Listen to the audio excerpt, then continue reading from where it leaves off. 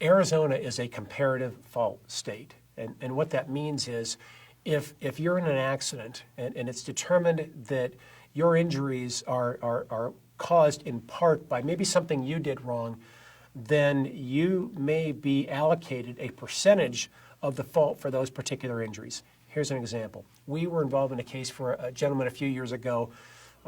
He was driving northbound on some road, and another car turned left directly in front of him. The allegation was made that our client wasn't wearing a seatbelt, and because he wasn't wearing a seatbelt, he sustained injuries that perhaps he would not have sustained had he been wearing a seatbelt. The jury was allowed to make an assessment as to whether he indeed wasn't wearing a seatbelt.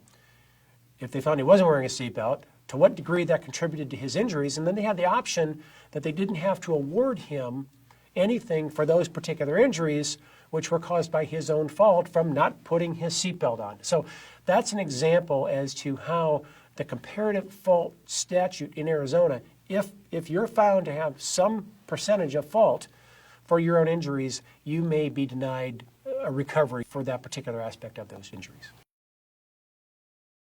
If you or a family member or a friend has been involved in an accident and you have questions and you're not sure what to do, give us a call. There's no obligation. We're happy to talk to you.